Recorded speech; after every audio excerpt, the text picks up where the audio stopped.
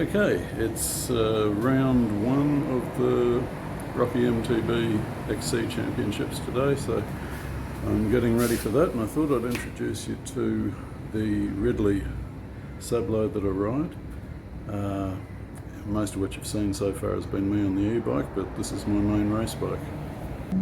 So this is the beast. It's a 2019, yes I know that's almost vintage for some people, but it's a 2019 Ridley Sablo XO1, and all the XO1 indicates is that's the SRAM gear set that it runs.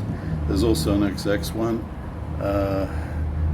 This does run an XX1 chain and a few XX1 components, but it's called the XO1 anyway.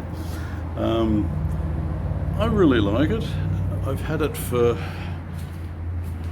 about 4 years. Oh no, it would be 5 years. I got it the year after it came out, so I got it in 2020, just before COVID, and I haven't really up until a few months ago, I haven't really given it the love that it deserved. And then I got to because there are too many bikes, and I got rid of a lot of my bikes recently, including the e-bike. So I've stripped it down today. I normally ride this at night, but this is a day race. It's just a 3-lap race out at Sioni.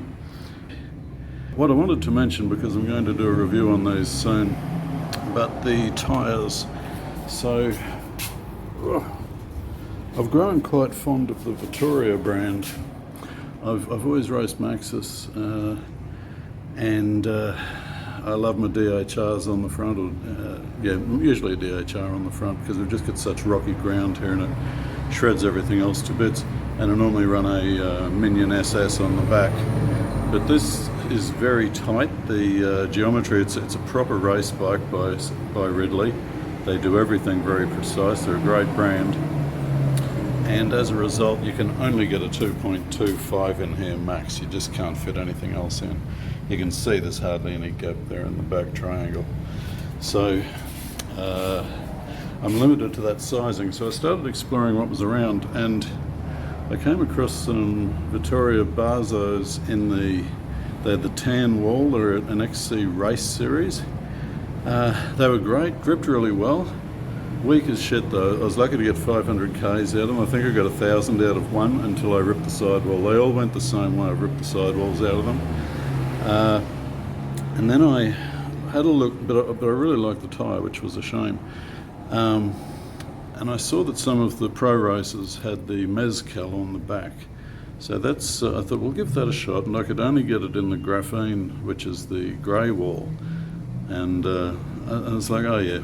So I had a tan wall on the front and a grey wall on the back, which looked a bit dicky. And I noticed that this was a XC trail version, not the XC race version.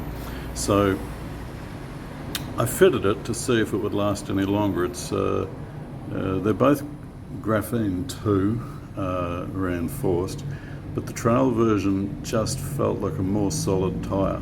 And looking at the weight comparisons, there's hardly any difference. So I'm struggling to see the advantage of the XC race series.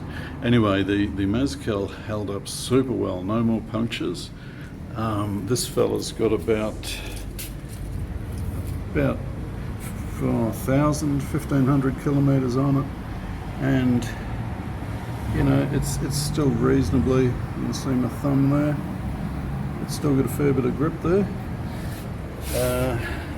The Barzo is only about 200. I've jumped the gun there because this is the because I had a good run with the Mezcal, I decided to try the XC Trail version on the front. I think there was only 20 grams difference, so again I can't see the advantage.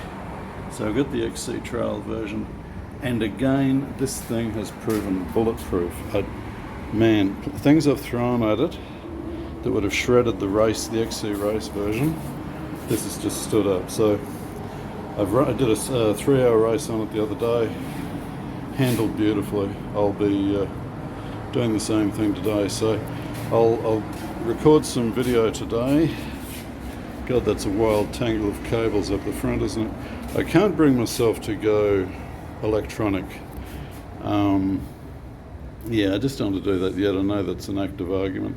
The other thing you'll notice here is the front brake is the SRAM level TL, which came out factory. I don't like them. I did replace them with, on the rear you'll see there's a Shimano XT. So I've actually got Shimano XT brakes on the back and SRAMs on the front. And the reason I've got the SRAMs on the front is as I was loading the bike in the car the other week for the 3-hour race, the bloody hose just popped out.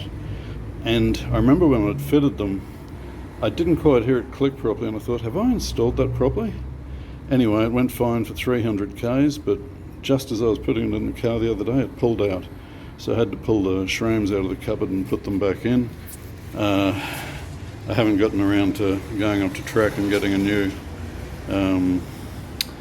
pin to go into the thing yet, but I'll get around to that. For now, the SRAM's going admirably, so if it ain't broke, don't fix it, but I will get rid of it because I'm just not a fan of the SRAM levels. Okay, so that's it. We'll have a bit more video from the racetrack later. Thanks for watching. Bye.